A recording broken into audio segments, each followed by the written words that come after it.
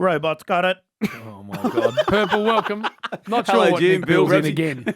How are you? Are you better today than Saturday? Actually, the last time you did see me, I was... You're cranky. I'd never seen you crack the sets. Well, I ripped, I don't even know what you call it, but you all saw Side it. So I panel was off your embarrassed as well as annoyed at what I had done. I ripped somehow the... What do you call Side it? panel. Side Bottom panel. side well, the panel of bottom your panel, car. yeah. Yeah. So in And the it's car a park bloody after good Saturday. car, that one, Purple. Yeah, and you keep like it, don't you, crashing Jim? Yeah. This one was my fault. I had Yes. to put my hand up for this one. So know. We have to it's go that down low to to the Corso ground. Body It would have, Works. every other car in the world would have driven over what I actually managed to make contact with, but it did rip the little Go and panel see off. Sammy. He'll have to sort you out again. I'll do that Wednesday, I think. Now, Yep. what are we doing, please? We starting positively? Yes, or we news? tried to. Just a couple of bits of news. We've seen that Nat Fyfe managed to get himself in the match review office assessments last night. 1 week for a hit on Jai Collie off the ball. He will take it to the tribunal on Tuesday night. So I don't know how he's going to get off it. It looks to me as though it was a strike to the face region. Bit going on in that game. There was a bit going on. I liked it, Purple. As you Let's said, a bit get old him school, back isn't it? to the derby we used to have. I thought it was good. It's a weird season. Just before we get into the absolute specifics of the positives, the teams at the top of the ladder aren't stringing wins together. No, are are doing they? their best to Yeah. fall over. Sydney have lost 4 of their last 5. For the last 5, and Brisbane Lions have won 8 of their last 8. And Yep. And if Carlton you have look lost at 3 of the last 4. yes, they have. They have. If you look at the ladder after round 12, so rounds 13 through 20, Brisbane Lions are a clear number 1 team in that space of time. Well, Hawthorn Hawthorn are 7 and 1 in the same period. And then- Freo would be and right. Freo and the Bulldogs are 6 and 2 in that period, Bill. Or So the Doggies. What about the Doggies' last 3 wins? yeah, The sides that have it were 1, 2, and 3 on the ladder when they played them. 2 and 3. Yeah. Can they do a 2016? Can they They just can. get hot? I can't and see why they explode? can't, Jim. Well, they did it in 2021 as well, and were 3 goals, as you know, 19 points up, halfway through the third quarter of the 2021 grand final. We know they can do it. They've done it before, and you can even mount the case they may be a better team than either of those two outfits, given the dynamic element to it. We saw Liam Jones come back on this week, Bill. He did not let one thing past him. Rory Lobb continued his good form down back there with him, but we now see how it works with him. So it works. Buku Karmas was still very, very good. You've got up the other end of the ground. 3 weeks in a row now, Jamari Ugle-Hagan has kicked 4 goals in a game of footy, 37 for the year. And in those 3 matches you mentioned, Bill, the most recent one being a big win, a massive win over the Sydney Up Swans there. on the Sunday. It was as good a performance as he's had in his still short career. Adam Treloar has been out. We've said it for the unbelievable. last 3 or 4 weeks. Again, 40 touches there. And Ed Richards has been very good. Both really outstanding performers this year, and Richards' prominence in that midfield came on the back of Liberatore having a few issues he's knocked around for a bit in a few games and injury, and that it created the opening. And now it's just an extra layer to this midfield, which needed to look a bit different given it got them only so far in previous years. But there's now not a hole in their lineup, is there? No. And even Tim English, who I feel had a very slow first 2/3 of the season, I think he's had a really nice little, 4 to 6 to 8 weeks now. So it's all coming together for them. So I think they were the big winners out of the weekend. Another big winner was the Brisbane Lions continuing its form. That's a good win. It's a good win. They against had Gold no Coast. back line, as we spoke about. And I thought the Suns would win at home. That was a really good win by Brisbane. Yeah, yes. it was. And the man who's 35 years of age wants to go around again by the name of Dane Zorko. He is having one of his all-time great seasons. And I didn't see it coming. And the responsibility that he's now, I suppose, reassumed on the back of Kadeem Coleman going down at halftime of the very first game of the year. The role he's playing, Jim, we know and have seen him play off halfback before this year, but it's been a special layer to what they've been able to do this year on the back of the injuries they've had, not just in the game in question, Bill, as you rattled off, no backline to speak of at all, but prior to that as well. So they've been smashed hard. Port Adelaide, good win. I know we spoke about it on the Saturday Rub on Saturday after what they had done to Carlton the night before, but when you analyse the round of footy, it's a really good win. And to be 12 wins, 7 losses, sitting in 7th, I don't think too many people had them higher than that position on the ladder anyway. And they've had a couple of wins now which sort of went against the flow, which went against the odds of the game, including that one we just spoke about. We spoke with Jason Horne-Francis on Saturday. He was instrumental in that win. So too was Ollie Wines, who, as we know, was a Brownlow medalist from 2021. So going really nicely. Hawthorn, again, just did it differently, but still managed to just blast Adelaide Crows. Did a number on How it. do they do Off the it? park. Because I looked up that game. There's no standouts for Hawthorn. I think the highest possession getter The best player in my eyes was Connor McDonald, Bill. Well, and he had 28, 28. so fair enough, right? And 10 contesteds, a couple of goals, and he's had a really good year. But then the next one after him, Will Day? Dylan Moore with 21, Will Day had 20. Yeah. So there's no outstanding players. It's just a team effort. And it was different to even what we saw previous week against Collingwood when they just got on a rampage, didn't they? It was a grinding effort until halfway or early in the third quarter. Then they just controlled the remainder of the match. And there's an expectation now with which they play. And they are expecting to win, which is a massive thing for a club that started 0-5. There's a maturity aspect to it as well. And there's no reason now they can't make it. They're not quite there yet, but their last two games in order, Richmond, North Melbourne, and they've got two Giants in Canberra. Yep. 50-50, you would have thought. Yep. Carlton at the G. That's tough as well. And then Richmond, North Melbourne. And then Richmond, and then North Melbourne. So I think for this conversation, we give them those two wins, don't we, with where they're playing. So there's that gets them to 13 wins. Obviously, their percentage has kept them out at this point. They're sitting 9th after round 20, but if they get one of those other two, they deserve to be in. As BTU follows it very closely said on the week, you're going to need 14. 14. Is that what he's saying? Oh, we're going to 14. He does so, analyse this stuff, if that's doesn't he? the case, then they're going to have to pinch one of those other two. Yep. They would be a finals opponent you would not want to run into. No, because I think they'll be hanging around for more than 1 week if they get in. They've got this surge mentality, Bill. And then a couple of quick references. St Kilda's had a good 8 weeks on that form that Bill I was referring to. So they're 5-3 in that patch of form. They had a really good win against Essendon, and Cooper Sharman had his best game. 3 goals, 21 disposals, 10 marks. He just looked at home. Quick other references on a positive sense. I couldn't split Brayshaw and Sarong from a best on ground perspective. You might want to vote there because Sarong's charging towards a Brownlow.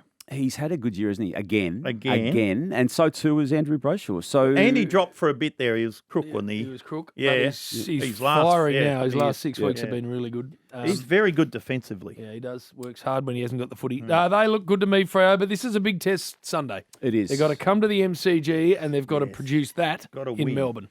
There's no reason they won't. No, I agree. No, there's no reason they won't. But it'll be a fascinating watch Sunday. Some more positives? I like to give it maybe 65% positive, Jim, because you, and particularly Bill, a few years ago, reminded me I was probably a bit negative. So we have been over the journey. No, but I think I've balanced it up recently where it's probably square now. Yes, I like it. Collingwood, look, they only beat Richmond. And I say that because Richmond is still last on ladder. Got a big game against North Melbourne upcoming this week. But Nick Dacos, 42 touches, 18 of those contested. You'd think it's a guaranteed 3 voter for the Brownlow medal, and I think it just puts him back into that conversation again. Right. He'd had a period there, like his club had, where he probably wasn't going to be getting votes for a few weeks, but I think he's back in the mix. So too Tom Stewart. He has worked through this tagging situation quite magnificently right now. A good move to put him into the middle. Yeah, that broke the cycle, didn't it? And de Koning, by the way. And he's now, I think, actually got an extra edge to his performance. And again, relatively speaking, or contextually, it was only North Melbourne that Geelong beat on the weekend, but he was their best player by some way, I thought, Bill. So 32 touches, 18 contested. GWS, interesting game against Melbourne. They were 5 goals down at one stage, and then they were 5 goals up, and then they held on by a couple of points. I like the game of Callaghan. It's been a bit of a battle for him this year. I think he's been carrying something. It's only his 3rd season of footy, but he was really good. So too was Tom Green and Daniels as well, Brent Daniels. And Hogan has now kicked another 4, Bill, and there's only 3 behind. Yeah, exactly, 53 behind Charlie. Brent Daniels is a very important player to that side. Nick Dacos is 2 ahead in the coaches' votes of Isaac Heaney and Caleb Sarong on 91. Okay, well, they're all starting to emerge. Now, onto the negatives. It's hard to go past the main negative out of round 20 being the Essendon Football Club and just its demise. We're in front of us at the moment. Finished the round in 10th spot. If they won, they could have been second, and they went to 11th. They would have only been provisionally second, I think, wouldn't they, Bill? But ultimately, they've ended the round having been second as recently as, I think it was 6 or 7 weeks ago, and in the 4 beyond that point as well, to now being out. And their run home, Bill, is not easy. Well, Flemington, Fremantle. Flemington. What's on Flemington, Caulfield, and Moonee Valley upcoming. Yeah, that's it. And then a Doomben, and we'll throw in and a Musselbrook. an Ascot. So they've lost their last three, and then they take on Fremantle, MCG, big one for both sides there, huge. Gold Coast Suns, Sydney, and then Brisbane Lions up there. This is a club, though, that did volunteer publicly the Essendon Edge component to its play, that they wanted to go on record with that, put it out there in public and be held to account to it. And right now, and certainly in the past 6 weeks, it is not working. So for a second season in a row, the beauty of what they've got left, Bill, 4 matches remain, so they can still change that narrative. But this will be a second season in a row where they've fallen away dramatically. This week is huge. Yeah, it is. This week, at the MCG, Freo, big game. Yeah, it's a huge. But Freo, I don't think is daunted anymore by the MCG component, and its best form is better than Essendon. So to me, it's a no-brainer at this stage of the week. Anyway, Sydney, it's quite extraordinary. Come good, by the way. Eastie's going to get us good. Slaps. Yeah. Keep going, Purple. Thank you, Eastie. It's extraordinary how we look at the Sydney Swans with what they've done now. 4 of the past 5 matches have been losses. This one to the Bulldogs on the weekend was the worst by some way. They were never in it. They just weren't. No, they weren't in it. They kicked against the wind in the first quarter, but then weren't able to catch up in the second, and it just never looked likely. But they were off anyway, weren't they? They're hurt by injuries. Rampy being out is bad. So too Papley. They've lost McInerney. They lost Malikan on the run, but it wasn't reason for the heftiness of the loss. And didn't fire a shot. I still think they were like Geelong the week before. The Dogs do that to you. They can break you down. Yeah. Equally, if you said to someone at the Sydney Swans, maybe even the coach, John Longmire, if you were given this scenario at the start of the year, after round 20, you are 6 premiership points clear and a heap of percentage over the next best team. You'd take it. Yes. Yeah? So that's the situation. Silly saying. I hate when people say that stuff. Do you? Yeah. Why? Yeah. Well, because anyone ever asked him that at the start of the year? No, they wouldn't.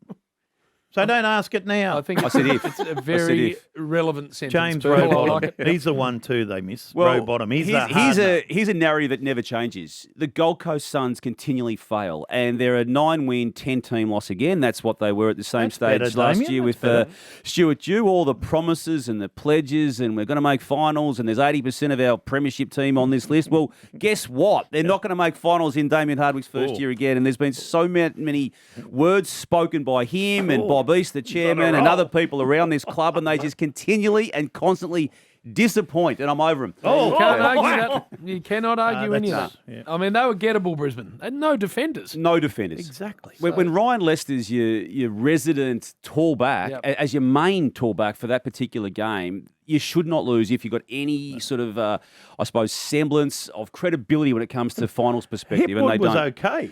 Yeah, look, he was. Look, it could have been bad for him if Ben King actually converted and took some opportunities that he had. He didn't, and again, that's not the first time he's done that as well, as part of this overall problem that I think the Gold Coast Suns have got.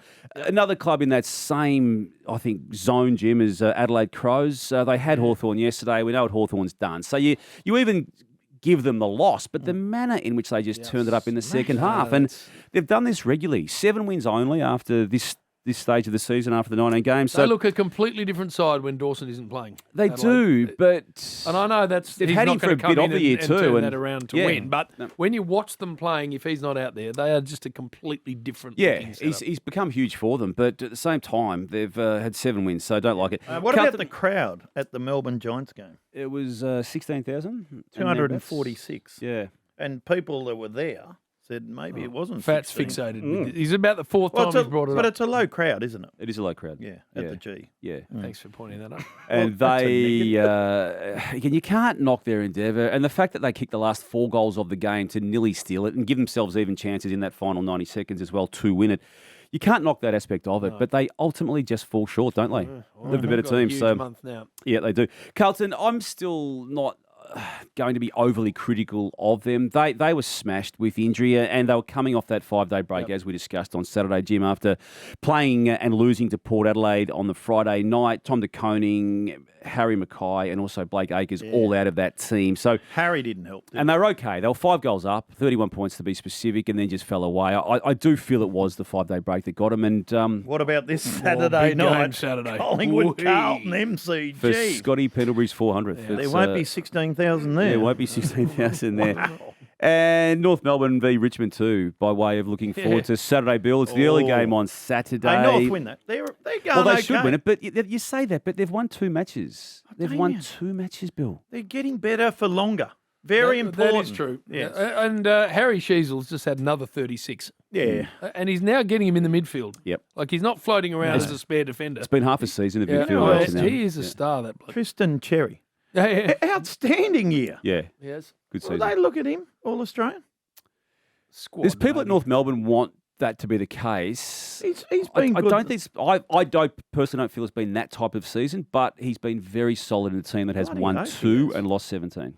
All right, Purple. I like that Anything helping. else? Well done. Thanks, Jim. Have you been enjoying the Olympics? I love the Olympics, no matter where they are. Since 1984, when Carl Lewis won those 4 in LA, I've been obsessed with the Moscow, Olympics. do you like that? I do recall Moscow too. Moscow, see Women's how water we- polo team. They're my favourites. Are they, Jim? Yep. Under the water? Stingers. They are Damo likes it animals. because he gets Sunday off. They're brilliant. That's why Damo likes Yeah, the he likes Olympics. it. This year anyway.